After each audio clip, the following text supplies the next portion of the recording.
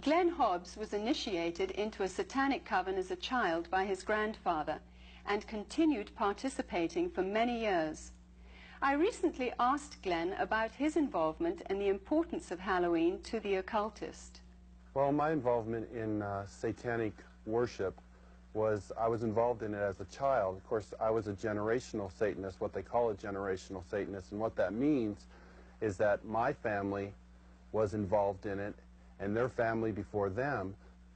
Now, my earliest rememberings of Halloween and some of the things that were involved was, it was a very dark time for me as a child.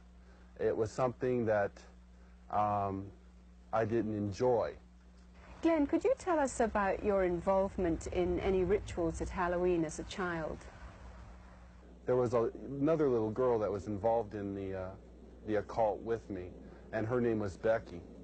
Now, Becky was a different type of child. She was blessed to be a sacrifice.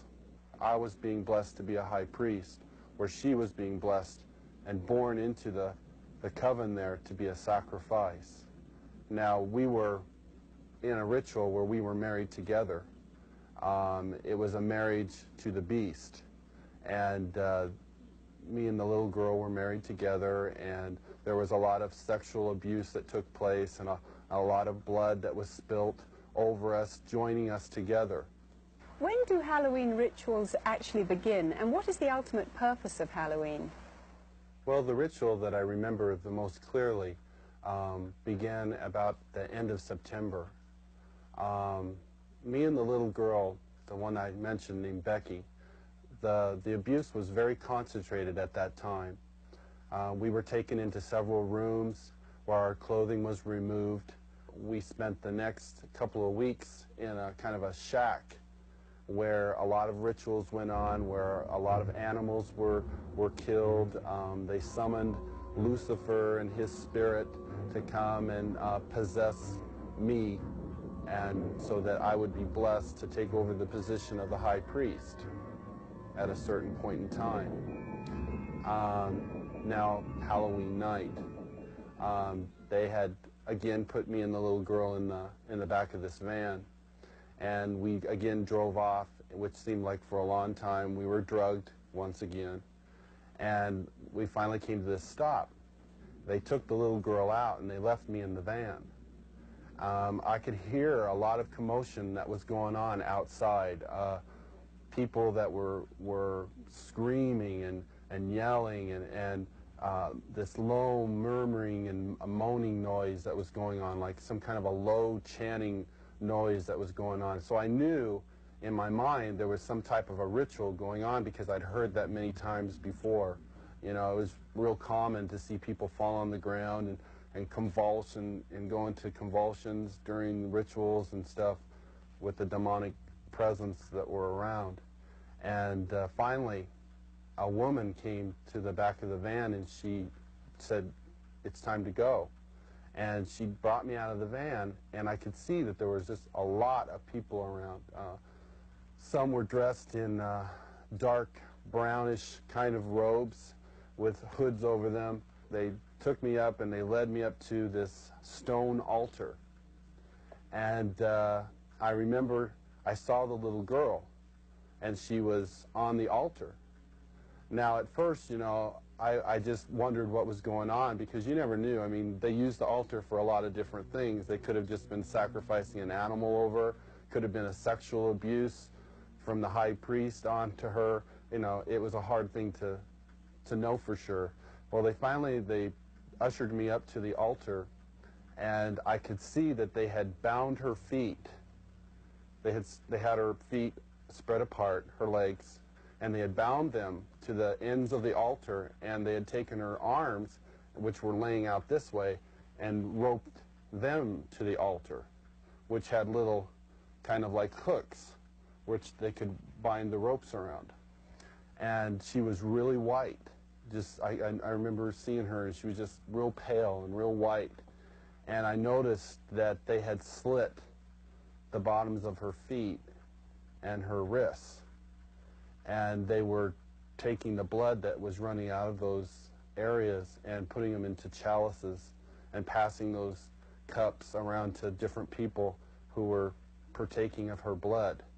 Then the high priest, he took the athami, or the ritual knife, and he picked it up and he put my hand on it, and then he forced it into her chest.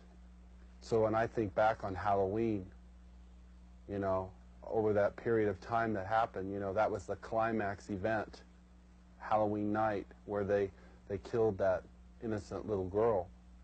And this is something that's happening every Halloween.